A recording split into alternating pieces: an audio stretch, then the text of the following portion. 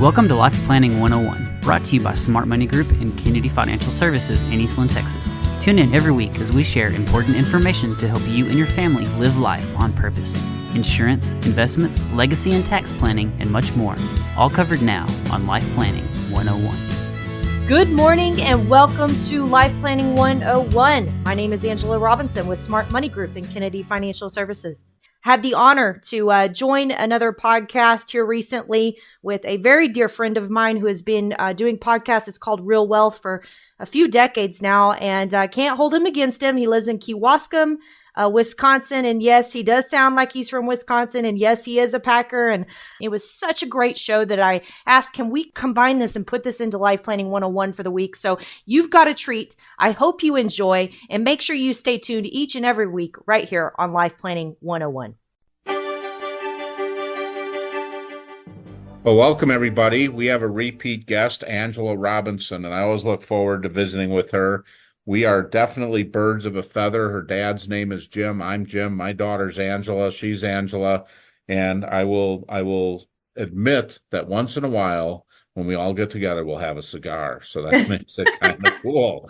But we shouldn't be talking about that with a program where we talk about things like health insurance and life insurance, because That's right. That's maybe a no-no. But I do know cigars are most insurance companies, if you're just having an occasional celebratory cigar, they look at that as just that, an occasional, versus the smoking the cigarettes, I know definitely has a big impact. But anyway, that's not the topic of today's show.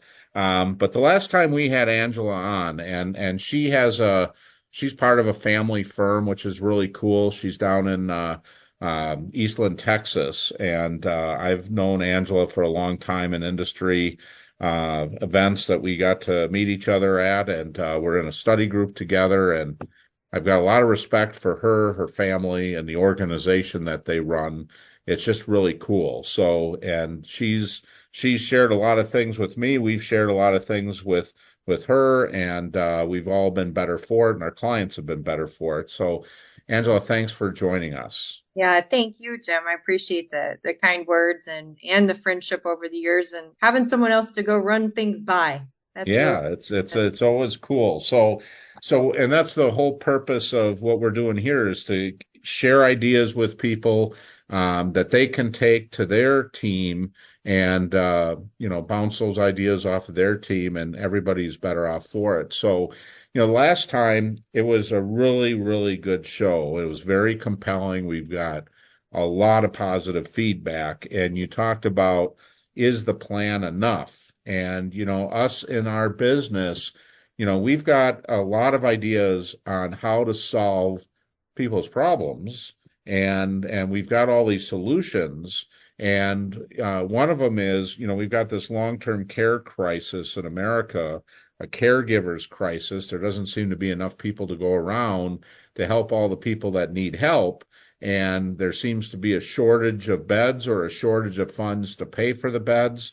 And it's really a challenge. And when people don't have a plan, you've talked about where it literally will tear families apart. And you can have all the insurance in the world, but if you don't have a plan, then it's probably not enough, right? That's right. It's unfortunate. I think it goes back to the story we always tell about, because my dad had the luxury of starting in the banking business, going to insurance, going to investments, and everything in the banking world was always a banking solution. There's there's your tool that you need is what you got in your toolbox. And then you can move to insurance. Well, the tool you need is in your toolbox, and it's insurance. And you move to investments, and the tool you need is in your toolbox, right? And that's just really that's not the case, number one. Number two is putting the tool ahead of the heart, I think, is really tough. And I think we're all guilty of it, even as advisors, is that we see the solution so quick, we're quick to jump to it. And sometimes we forget where the family is and what they're working with or what they're not working with. And so being able to dive a little deeper into, okay, yep, that's the financial piece, but what about the mental piece here? Who's going to be the actual person that's going to be doing all this financial piece when it comes to it? Who's going to be the one coordinating all the care? Who's going to be the one physically driving so-and-so back and forth, or doing this, or doing that. And that is a lot. And we've seen families, have to fly across the country and disrupt their entire lives, their retirements, their own families, their own financial situations. We've seen, families torn apart over this, people that don't end up speaking after mom or dad passes because the situation gets so bad, or because they're in two totally different worlds, from a financial perspective or whatever else. And so they just can't really come to an agreement. They can't understand each other. They're not at a place to reason anymore. And we all know grief, stress kind of heightens the temperament a little bit with things, right? It's not when you need to be planning, yet we tend to kick that can. And even if, as advisors, we're doing it. We're kicking that can down the road to when it happens. And don't we tell people it's not if, it's when now? I mean, how many people actually need this type of care as time goes on? And it's really, really sad. Yeah, and so I know one of the things you talked about, because people say, well, in the area of long-term care, well, it's not going to happen to me. And, another common thing I hear is, well, I'm staying at home no matter what. And my family knows that they're going to keep me here. And the problem is the perspectives we have is based on someone who can get up and, get themselves dressed and do all the stuff. They're independent. But when you get to the point where you lose all your independence and you're completely dependent for just daily things like going to the bathroom, where you need somebody else's help, well, few people are having that conversation, because one, it's uncomfortable. And the other part is people are so busy that they forget to prioritize because it's not right in front of them. So we can deal with that later. Plus, it won't happen. Well, let's talk about, Angela, some other areas, because the long-term care, if people wanted to hear that program, they can go back and listen to that one. But there's other areas that we help people with too, that just having the solution is not enough.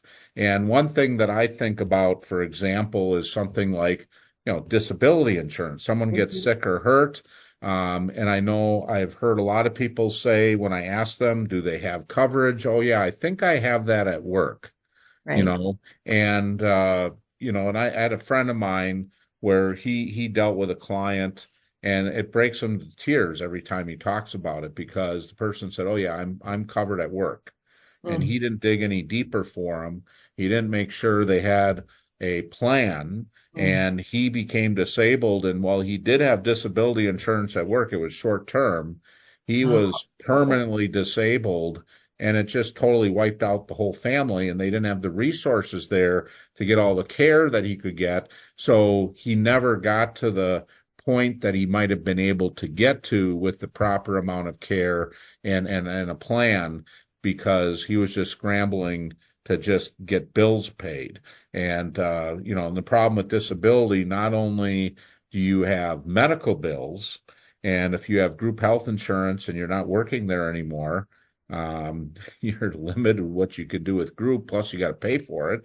It's not an employee benefit when you're not an employee anymore. So not only do you have these healthcare bills and you have deductibles, out-of-pocket care, and premiums to pay for, well, then you add to the fact that now your income went away. Right.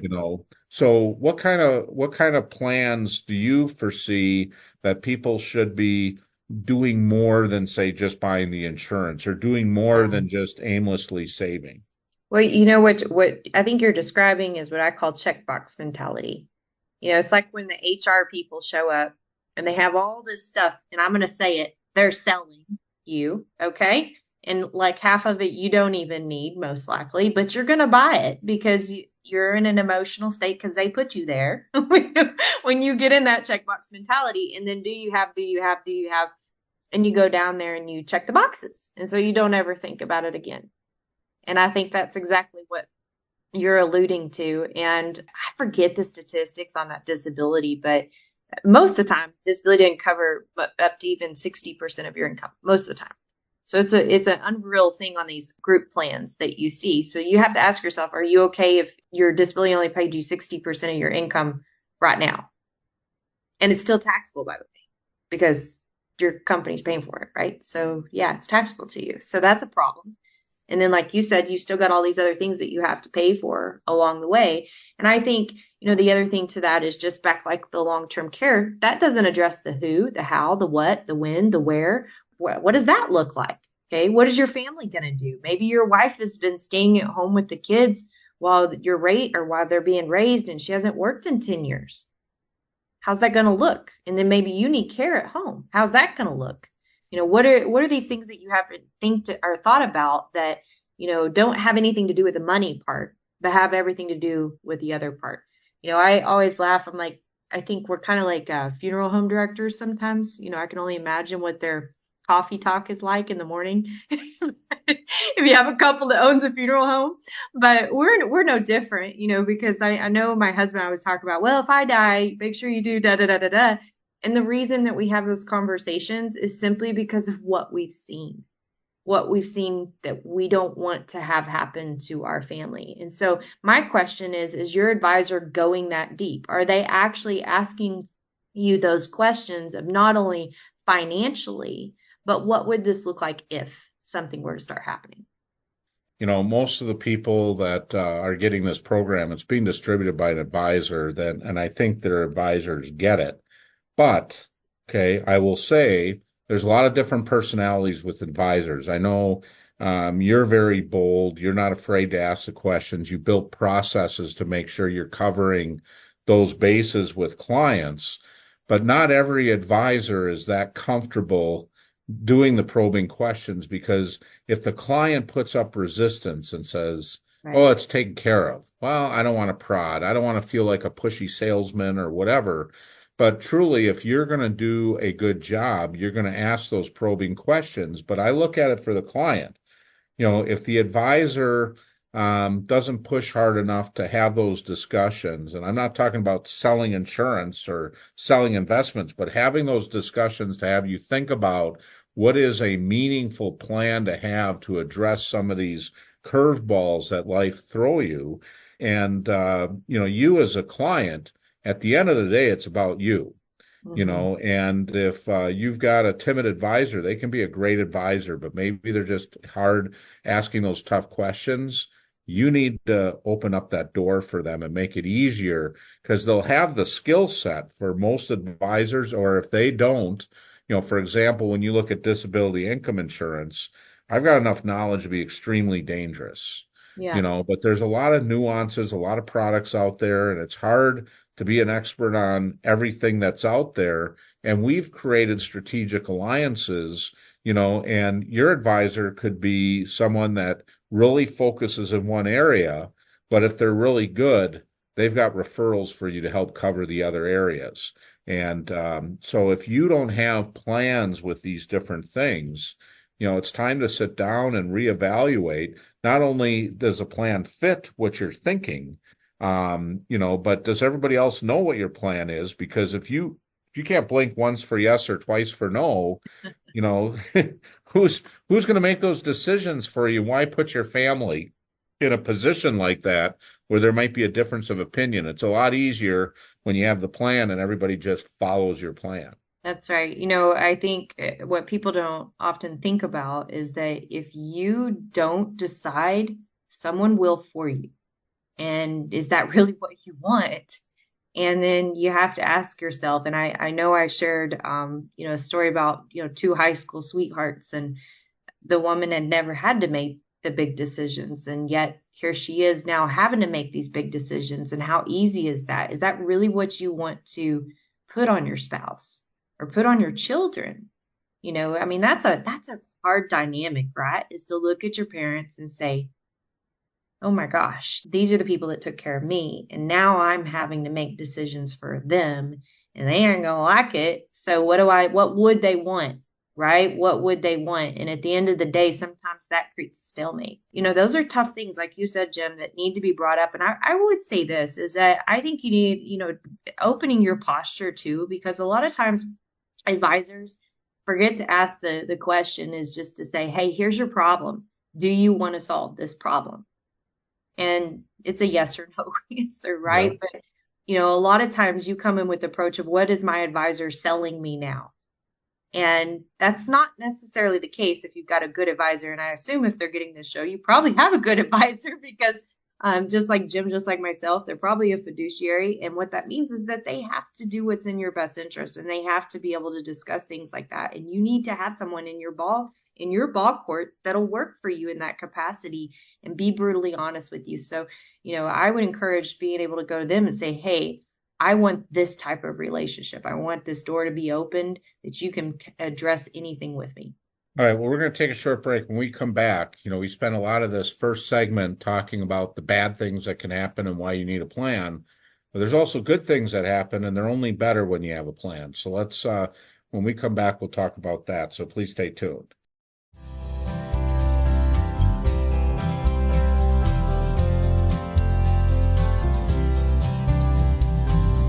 Welcome back as we continue to visit with Angela Robinson. She's part of a Kennedy Financial Group in Eastland, Texas. And, Angela's got a great practice. And, the thing that they do is ask a lot of the tough questions. And again, what I say is most of you are probably getting this program through a financial or insurance professional.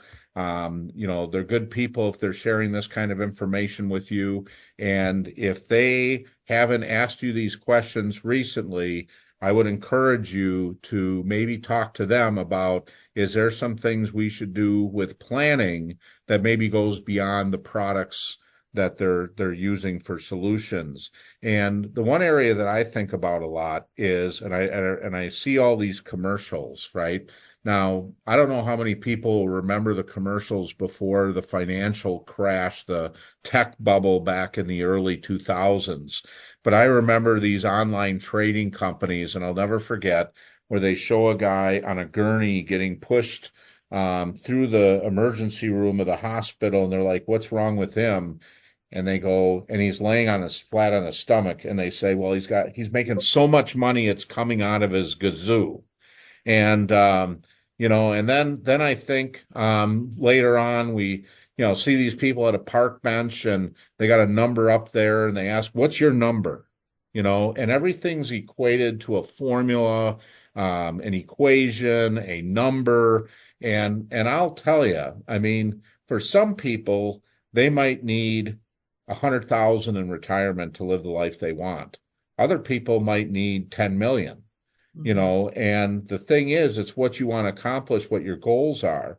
And it's not all about the number. It's about what the number can do and what you need, what resources you need to live the way you want, when you want. And then you've got these legacy goals. It could be family goals. It could be charitable goals. It could be, a lot of different things, and education goals for the grandkids, the nieces, the nephews, whatever it might be. And, and so many people are just focused on accumulating money and not really thinking about what does that mean when you transition. And I've read that some of the highest depression rates are for people right after retirement, especially people that have been in management or owners of business where they just can't wait to retire and they don't know what they're retiring to. And that's one of the questions I always ask people, what are you retiring to? And they're just like, well, I'm 65. I'm just quitting and I'm just going to, take a breath. Well, then what? Because if you don't have purpose in life, it gets really sad and in a real hurry. And I've heard this from a lot of people that have been successful at retiring early and none of their friends prepared to retire early. And they're just bored out of their mind waiting for their friends to retire. So I'm sure you can share just a ton on this stuff. Yeah, it's interesting you said that. So obviously we have a tagline. We say we're helping people live life on purpose. And we ask that same question. It's not when you're retiring, what are you retiring to? And we actually have tools that we use. One of my designations is called Certified Retirement Counselor. And I actually loved going through that designation because it gave all these worksheets and stuff that we still use today. And it talks about replacing these different facets of your life, and I think that is so important to do that before you even have that money conversation. Because really, is your money here for you or are you here for it? We treat it like we're here for it. And so it needs to be working for you and it needs to be purposeful. And your advisor needs to know what that purpose is. And if they can know what that purpose is, they can help you maximize every dollar that's there. That's their job, right? But it all begins with that purpose, like you said. And the other thing that's scary about that is that when you don't have something to retire to, then you're left with having too much time to think. And that is a very dangerous place to be when you are newly retired and all of a sudden all you have is all you have for the rest of your life. And you really start thinking about that. And oh my gosh, we have a financial crisis like 2008, 2009, and things start falling apart. And oh my gosh, my portfolio, I'm just watching it daily. I'm watching the news, watching all these horror. Think about it. It's crazy. We actually ended up having a client. They were freshly retired, sold a business very similar to what you're telling. And he was golden. He was ready. It was time. He had other things. And she was really struggling with it. And it was going to destroy their marriage, was the reason why they sold the business. And we entered 2008, very soon after. And I think it was March 2nd, March 3rd. I think the bottom of the market was like March 8th, 2009, right? Somewhere around there, March 7th, something like that. And she came in the office and she said, I can't take it anymore. Get my money out of there. And we begged her. I mean, on our knees, begged her. Her husband was begging her. Everybody was begging her. No, no, no, no, no. And she did it. And fast forward about 6 months later, she comes in and her husband's portfolio looks really good, right? What happened right after that? Boom. Everything went up. And she comes back in and she's we're showing the portfolio, showing the numbers, and this is what happened. And she goes, well, why is mine like that? Well, because you told us to liquidate everything. I did not. I didn't tell you that. Right? So we literally have that amygdala in the back of our brain, that fight or flight syndrome, right? And when things get really out of whack, we fight or flight, but then we also have the ability to forget those moments. It's your brain's way of coping with trauma. Okay? So you won't even know that you've done something crazy until you've done it. So the whole point of having a purpose before you retire is so you don't spiral out of control. And I mean that in a very sincere way, is that if you don't have purpose, then yeah, devil's going to start attacking your mind. That's the way it works. I remember hearing a talk, and it was during that financial crisis. It was Peter Diamandis. And he talked about the attitude. He wrote a book called Abundance, and he talks about an attitude of abundance, an attitude of scarcity. Yeah. And I mean, there's not a lot in between, and what I find is, without a plan, okay, if something doesn't work, you could have all the money in the world, okay, and you think that, okay, I need X to live on, and you don't want to do the work. You don't want to sit down, go through what your cash flow is going to be. You don't want to commit to anything because, God forbid, now I'm shackled by this plan that we have. And, I always tell people it's like a triptych. If people remember the old days with AAA, you'd get, before GPS, you go down to your AAA office and you say, you know what, I'm going from here to Texas on a trip, and I'm going to be leaving next week. And here's I want to go from here to here. And then they would get this flip chart that would take sections of the freeway and they would highlight it in green. And then if there was construction areas, they put little X's on and a red or a yellow stripe to show you where that was. So you could follow the road map just to get right to where you wanted to go. But the cool thing about the triptych is, like if I'm going down to Florida, I'm taking I-65 down, I'm going through Kentucky, go through Indiana, and I'm getting into Kentucky, and I'm near Bowling Green. They got the Corvette factory there. They got the Corvette museum. Maybe I want to veer off the road and tour that. Or maybe I want to see the world's largest cave, or one of the world's largest caves, Mammoth Cave. Well, I can get off that freeway and I can look at the map and follow it, but then get right back on and get right back on my path.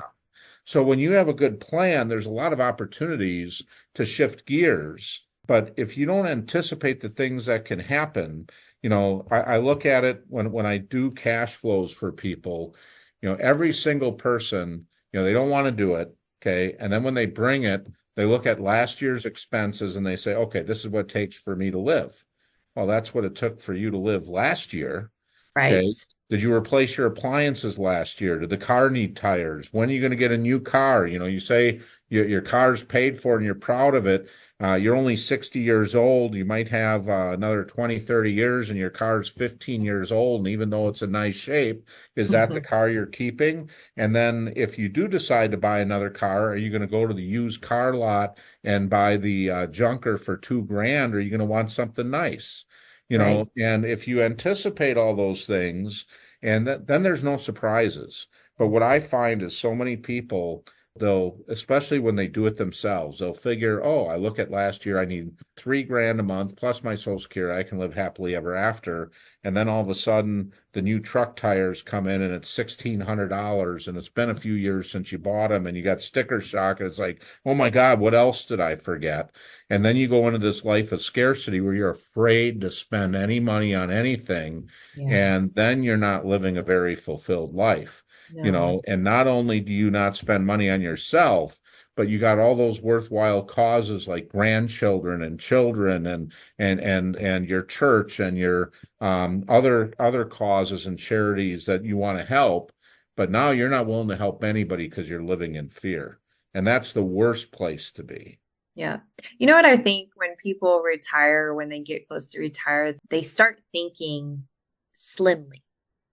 Is like, what do I have to do to be able to retire?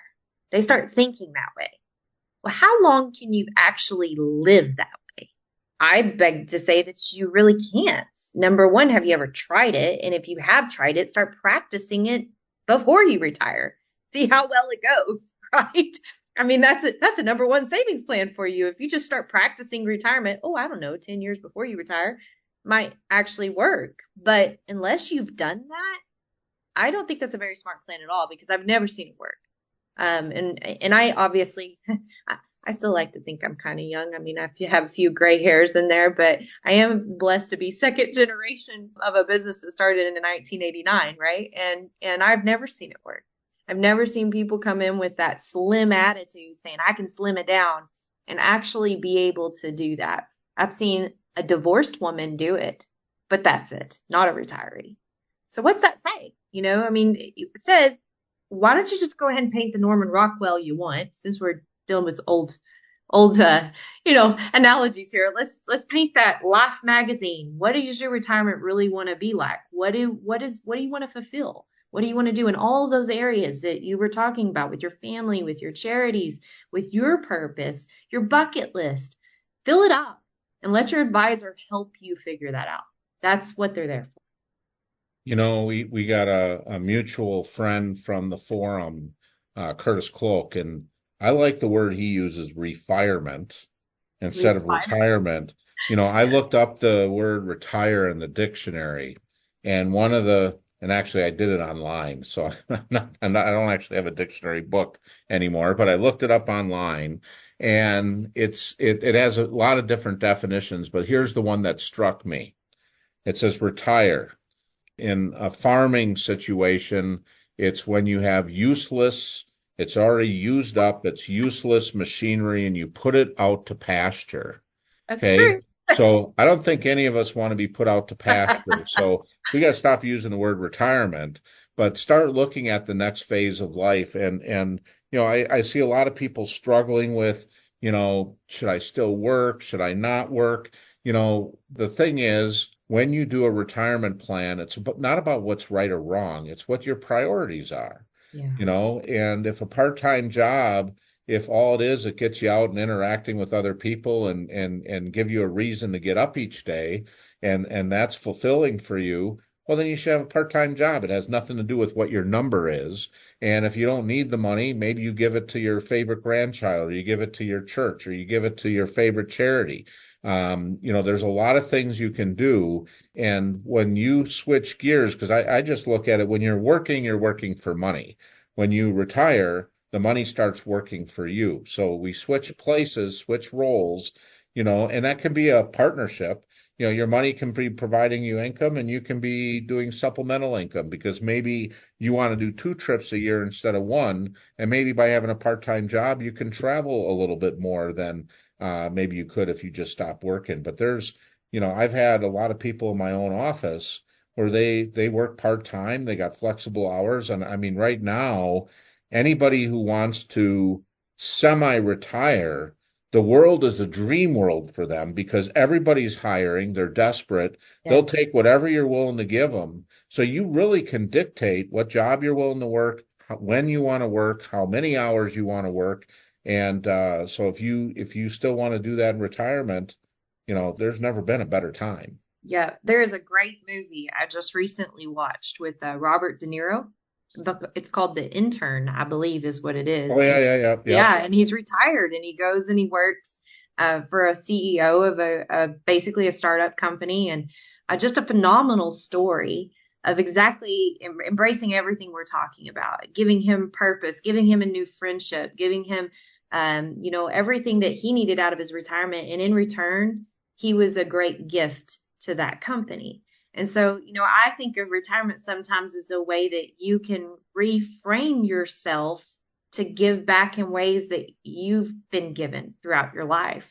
And, just like you mentioned, Jim, people are desperate for great quality people, culture filled people is what I call it. People that really just have a heart and buy into whatever they're deciding to do. And I know, if you're looking at retirement and you're looking at through this lens, you're that person. And so the world is your oyster. You're getting to start over. Think of it like you're graduating college all over again, but this time it's not about the money. Yeah, it's a great place to be. And, we talk about part-time jobs and stuff like that, but there's also lots of opportunities for volunteering. I know for business owners, there's a thing called SCORE, which is a public-private partnership that matches people with business experience with startups and helping to mentor young business people into being successful. But there's things like junior achievement, where they teach in the schools some basic fundamentals to help make them have a more fulfilling life and work career, and every place in between, Habitat for Humanity and the soup kitchens. And there's just so many different things where you can use your talents and interact with other people and give back. Because my personal experience is you can never outgive what you get in return. And so it's just such an exciting time. And again, if you don't have a plan, if your whole plan is I'm just going to save until I get to this number, whether that number is a date in the calendar or the number is a amount of money that you have in retirement or savings accounts. Well, there's a lot more to life than just that. And then understanding what that number means, because most people don't give themselves the time to do it. I see a lot of people that sometimes feel guilty about what they've, accumulated and all that. And all that is because you don't have a plan. You don't have a strategy of what you're going to do. And when you do that, you just have a much more fulfilling life. Any final thoughts, Angela? Well, you made me think of one thing there. I've come across people that are just plain miserable, and they are working to get to that number because they feel like they have to. Talk to your advisor about that, because I take of the ilk of everything we've been talking about is that your money is here to work for you. And if that is not working, work on a plan for that. You don't have to get to that number possibly. Maybe there's a part-time job that can supplement till you can get to here or whatever that is, but don't be miserable, because miserable usually means that there's some type of long-term healthcare event happening earlier, and you don't want that. It's not worth the stress. So I think that's just as important to be thinking about is, yep, we think about this at the end of the rainbow, I get to do all this, but you should have the rainbow along the way in the process. You bet. Having balance. And, I just look at it, so many people, if they just had a plan, stress is the biggest cause of health issues. And when you don't have a plan, you have stress. Yes. I mean, it's real simple because it's fear of the unknown. You don't know what you don't know. That's So right. you owe it to yourselves, you owe it to your family. And like we said, not every advisor is really strong on asking the difficult questions. They want to ask you the questions, but if in the past, you put up a stone wall to that, or you had a lot of resistance there, and I don't want to go there, you owe it to yourself to ask them how they can help you or what resources they have to lay out a plan in all these different areas so that you can have the most fulfilling life possible and have as happy of a retirement as you possibly can, because you're not worrying about the money part. That needs to be the least of your worries. But to be at that point, you also have to plan to get there. That's right. So everybody who's listening, I mean, I'm biased about having a coach. You look at the greatest sports players in any sport, they all have personal coaches to keep them on track and to keep them accountable. And if you have that coach, you need to take advantage of them. Look at them as your ally, not your adversary. That's right. Well, this has been great, Angela. I could talk all day. I know. Get any work done. Well, I thank you, Jim, for having me back on Real Wealth. I enjoyed coming on the show, and I truly hope that, I know what you feel the same way, that every time that we get on a podcast or whatever, that it really helps change someone's direction so that they start heading in a life filled for purpose, right? Everything we've been talking about today. So thank you for allowing me to come on, even with my little Texas accent. I did hear myself come out there. Appreciate you, and just appreciate all your family has been to us as a family as well. Thank you for joining us for Life Planning 101, brought to you by Smart Money Group and Kennedy Financial Services. If you have questions, you can email them to lifeplanning@kennedy-financial.com. Don't forget to learn how our sister company can assist you with all of your tax, bookkeeping, and consulting needs. You can find out more at briscoeandassociates.com. Be sure to tune in next week for more Life Planning 101. The opinions expressed herein are those of the firm and are subject to change without notice. The opinions referenced are as of the date of publication and are subject to change due to changes in the market or economic conditions and may not necessarily come to pass. Any opinions, projections, or forward-looking statements expressed herein are solely those of the author, may differ from the views or opinions expressed by other areas of the firm, and are only for general informational purposes as of the date indicated. Securities offered through Calton & Associates Incorporated, a registered investment advisor, member FINRA SIPC. Investment and advisory services offered through Smart Money Group, LLC. Kennedy Financial Services and Smart Money Group, LLC are separate entities and are not owned or controlled by Calton & Associates Incorporated.